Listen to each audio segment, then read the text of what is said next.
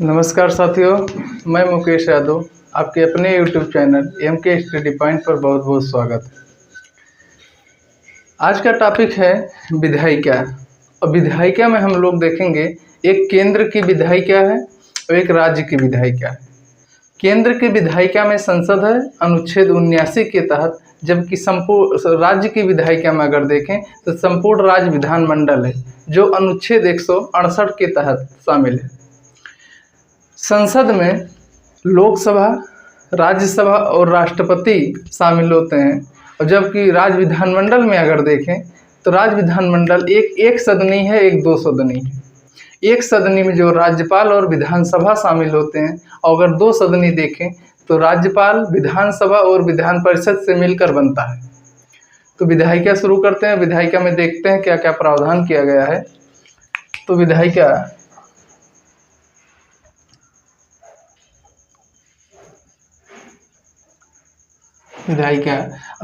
में देखेंगे एक केंद्र की विधायिका, एक राज्य की विधायिका।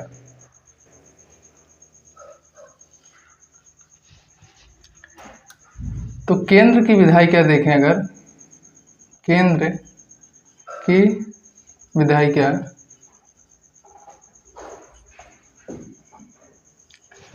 और दूसरा है राज्य की विधायिका। राज्य की विधायिका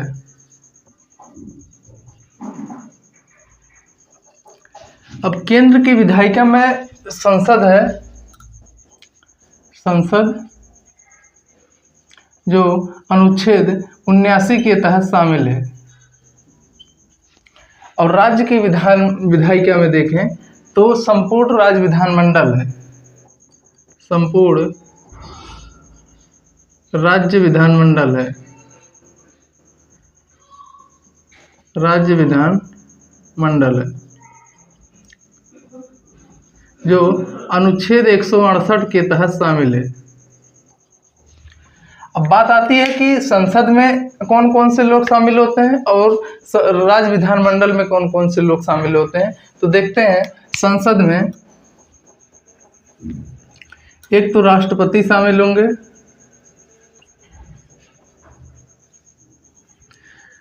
दूसरा लोकसभा भी शामिल होते हैं, और तीसरे नंबर पर राज्यसभा शामिल होते हैं। इन तीनों को मिलकर संसद बनती है। और संपूर्ण राज्य विधानमंडल देखें तो संपूर्ण राज्य विधानमंडल में एक सदनी होता है, एक दो सदनी होता है। एक सदनी,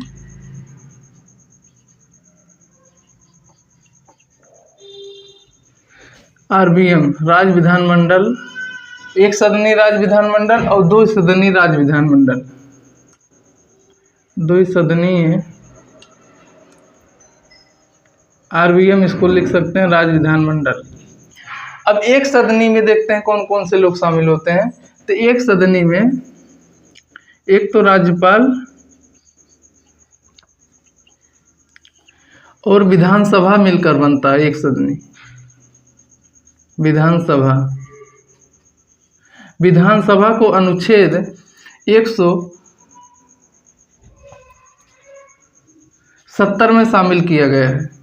अनुच्छेद 170 में शामिल किया गया विधानसभा को।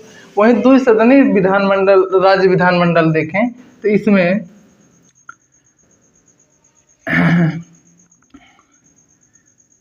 तो विधानसभा, राज्यपाल और विधान परिषद मिलकर बनता है। विधान परिषद से मिलकर बनता है। अब देखें, अगर विधान परिषद का गठन और समापन किस अनुच्छेद में रखा गया है, तो विधान परिषद का गठन, विधान परिषद का गठन और समापन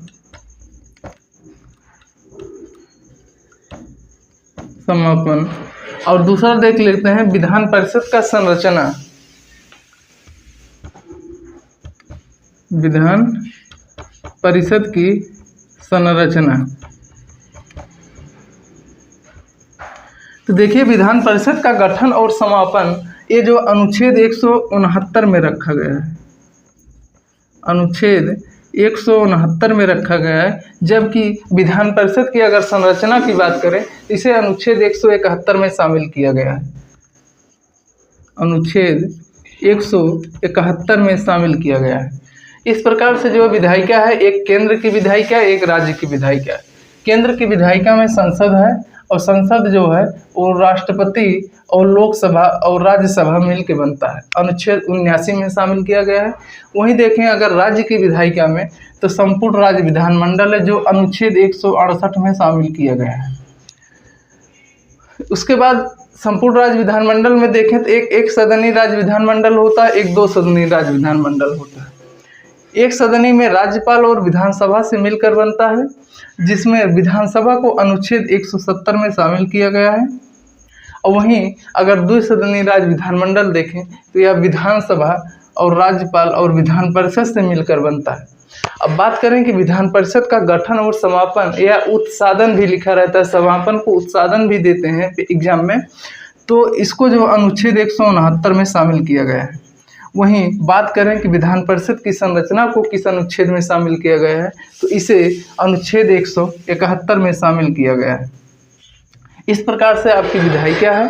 अब देखते हैं संसद की संरचना कैसे है कि मैक्सिमम सदस्य कितने होते हैं, लोकसभा में मिनिमम सदस्य कितने होते हैं, राज्यसभा में मैक्सिमम सदस्य कितने होते हैं और मिनिमम सदस्य कितने होते हैं, कितने सदस्यों का मनोनयन किया जाता है, इन सब पे चर्चा करके देखते हैं।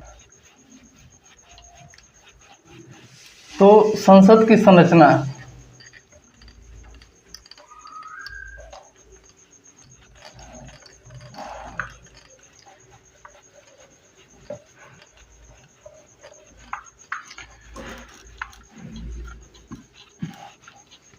अब संसद की संरचना देखें।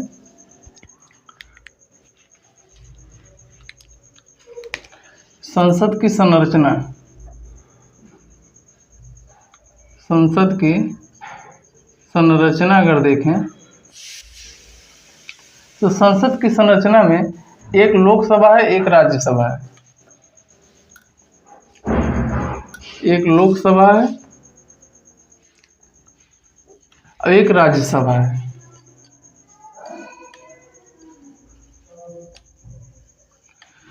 अब लोकसभा में अगर देखें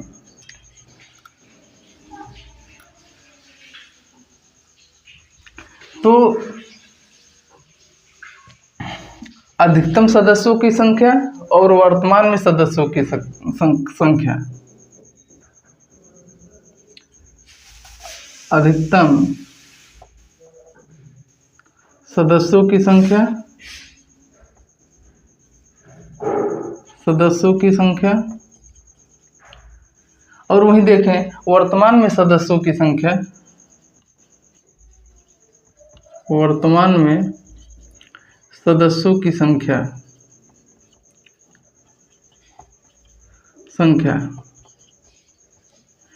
तो अधिकतम सदस्यों की संख्या 550 है, अधिकतम सदस्यों की संख्या 550 है और यहाँ देखें वर्तमान में सदस्यों की संख्या तो 543 है।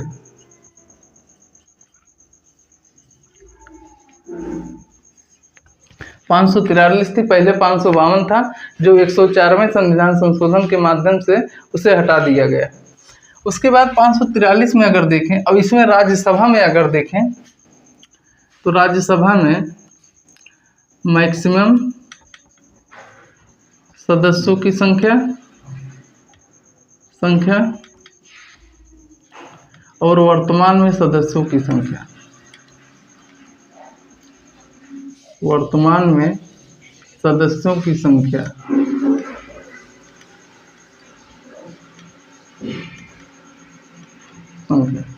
इसमें मैक्सिमम सदस्यों की संख्या जो होता है 250 था और इसमें अगर वर्तमान में सदस्यों की संख्या देखें तो 245 है।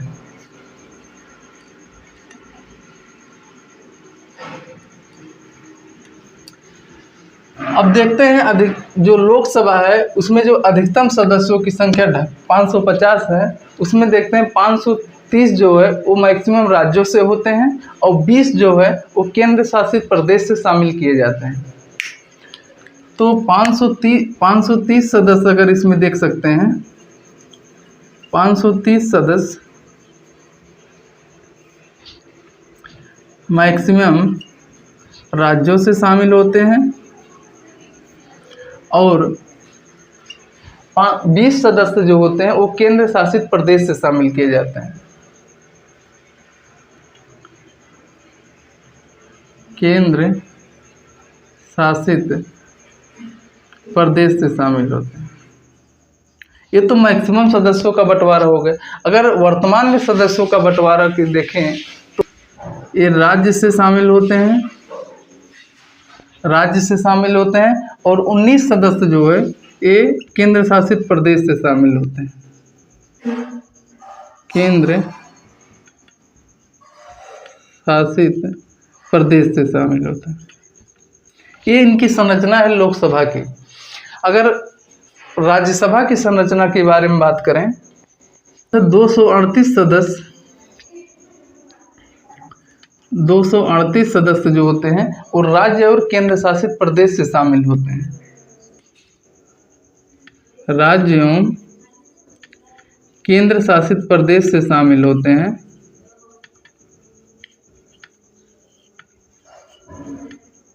प्रदेश से शामिल होते हैं। जबकि 12 सदस्यों का मनोनयन किया जाता है राज्यसभा में, राष्ट्रपति करते हैं। 12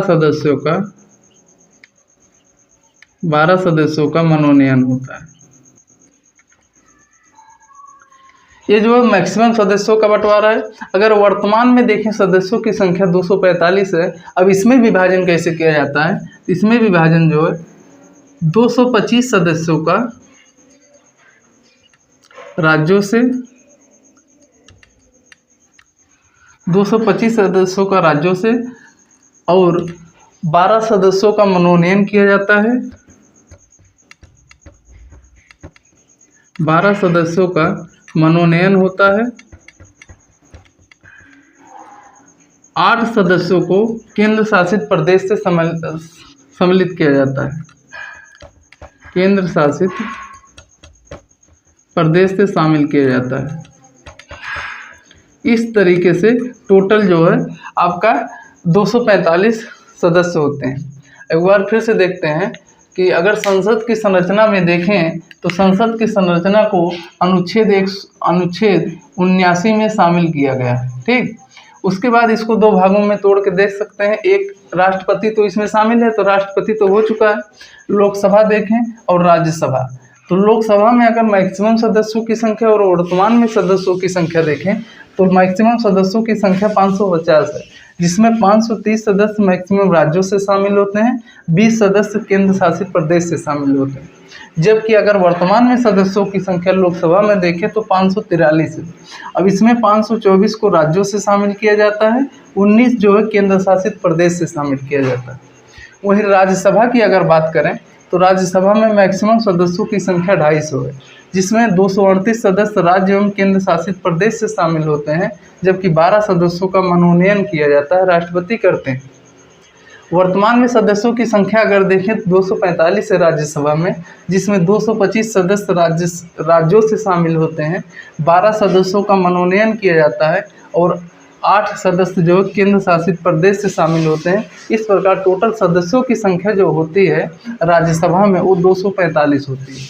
और इसमें संख्या भी पूछता है एग्जाम में, इम्पॉर्टेंट है। संसद अगर चल रहा है तो संसद इम्पॉर्टेंट है, क्योंकि क्वेश्चन जो है यहाँ से अक्सर एग्जाम में आता है। अब उसके बाद देखते हैं लोकसभा और राज्यसभा में अंतर क्या है। 79 समाप्त होता है। अब देखते हैं लोकसभा और राज्यसभा में अंतर। कहते हैं कि तुमने मेरा दिल तोड़ा है, तेरा दिल भी एक दिन बेचैन होगा।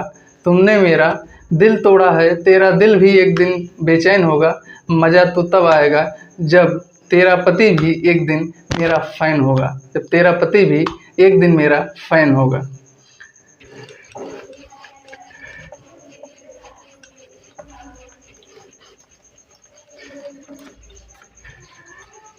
लोकसभा और राज्यसभा में अंतर।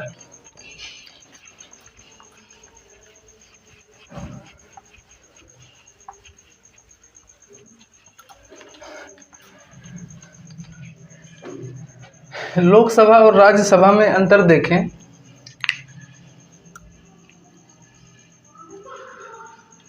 लोकसभा और राज्यसभा में अंतर, राज्यसभा में अंतर। अब इसमें अगर अंतर देखें लोकसभा और राज्यसभा में, तो लोकसभा और राज्यसभा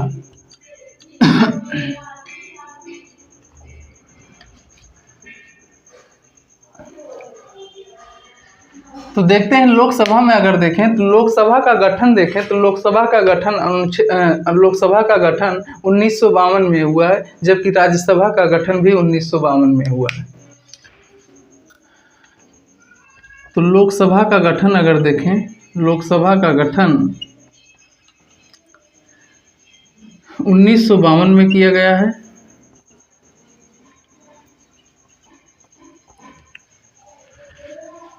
दूसरी बात इसमें देखें कि लोकसभा एक अस्थायी सदन है, अर्थात कहा जा सकता है कि लोकसभा का कार्यकाल 5 वर्ष या आवश्यकता पड़ने पर राष्ट्रपति अनुच्छेद 85 के तहत लोकसभा को विघटित कर सकते हैं। लोकसभा एक अस्थायी सदन है, अस्थायी सदन है, अस्थायी सदन है। यह प्रत्येक 5 वर्ष, यह प्रत्येक 5 वर्ष या आवश्यकता पड़ने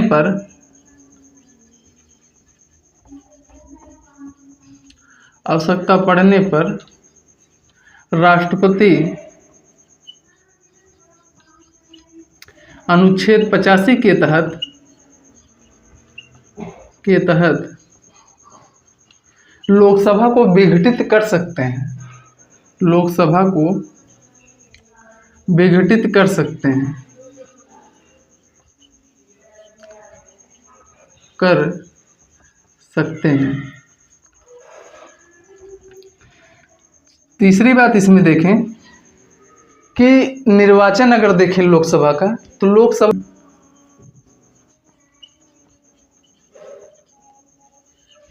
लोकसभा का निर्वाचन प्रत्यक्ष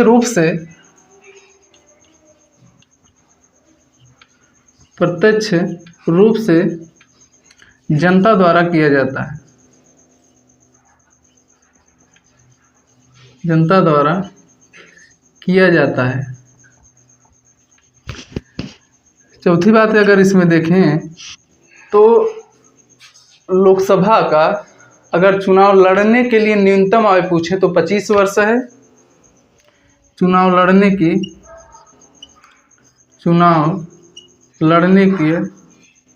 न्यूनतम आयु 25 वर्ष है। और लोकसभा के सदन का कार्यकाल अगर देखें तो लोकसभा के सदन का कार्यकाल 5 वर्ष होता है। लोकसभा के सदन का कार्यकाल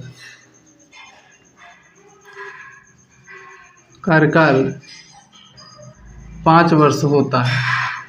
और अगर पूछें कि लोकसभा के सदस्यों का कार्यकाल भी 5 वर्ष होता है,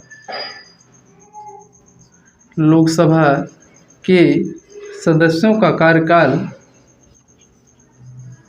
भी 5 वर्ष होता है, 5 वर्ष होता है। ये जो है लोकसभा से था। अब राज्यसभा से अगर बात करें तो राज्यसभा का गठन भी 1952 में हुआ है। राज्यसभा का गठन भी 1952 में हुआ है।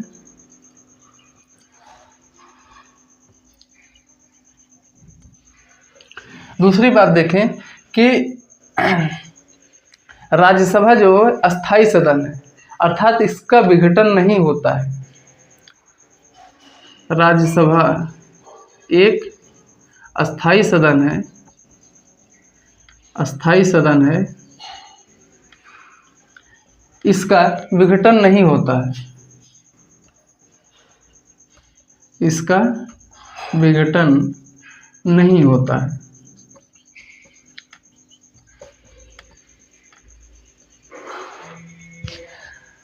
अगली बात राज्यसभा में देखें, इसका निर्वाचन जो है अस्थायी निर्वाचन पद्धति के माध्यम से होता है। राज्यसभा का निर्वाचन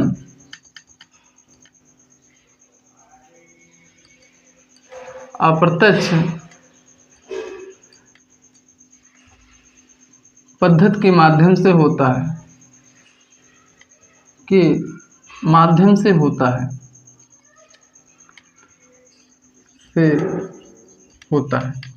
अगर बात करें लोकसभा का तो और इनका कार्यकाल अगर बात करें तो इनका कार्य नहीं होता है, कोई कार्यकाल नहीं होता है।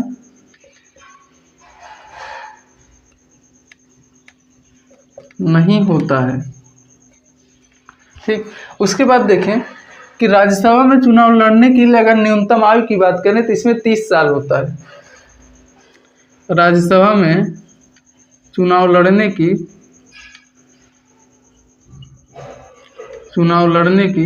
न्यूनतम आयु 30 वर्ष होते हैं। सदस्यों का कार्यकाल जो होता है राज्यसभा के, इनके सदस्यों का कार्यकाल 6 वर्ष होता है।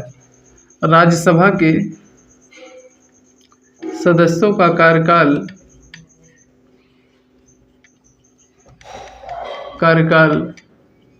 6 वर्ष होता है। यही मुख्य अंतर था राज्यसभा और लोकसभा में। अंतर देखते हैं क्या है कि लोकसभा का गठन भी 1952 में हुआ है, राज्यसभा भी 1952 में गठन हुआ है। लोकसभा एक अस्थायी सदन है क्योंकि यह विघटित होता है। यह प्रत्येक 5 वर्ष या आवश्यकता पड़ने पर राष्ट्रपति अनुच्छेद 85 के तहत लोकसभा को विघटित कर सकते हैं, जबकि राज्यसभा एक अस्थायी सदन है, इसका विघटन नहीं होता है। यह 1952 से अनवरत कार्य कर रहा है। उसके बाद तीसरी बात देखिए, लोकसभा का निर्वाचन जो प्रत्यक्ष रूप से जनता द्वारा किया जाता है, जबकि राज्यसभा का निर्वाचन अप्रत्यक्ष निर्वाचन पद्धति के माध्यम से किया जाता है। वहीं चुनाव लड़ने की न्यूनतम आयु देखें तो 25 वर्ष है लोकसभा में, जबकि राज्यसभा में चुनाव लड़ने की न्यूनतम आयु देखें तो 30 वर्ष है। उसके बाद है कि लोकसभा के सदन का कार्यकाल 5 वर्ष होता है, जबकि राज्यसभा के सदन का कोई कार्यकाल नहीं होता है, क्योंकि यह एक अस्थायी सदन है। जबकि सदस्यों की कार्यकाल की बात करें तो लोकसभा के सदस्यों का कार्यकाल 5 वर्ष होता है, जबकि राज्यसभा के सदस्यों का कार्यकाल 6 वर्ष होता है। यही मुख्य अंतर था लोकसभा और राज्यसभा में, जो कि उम्मीद है सभी को समझ में आया होगा।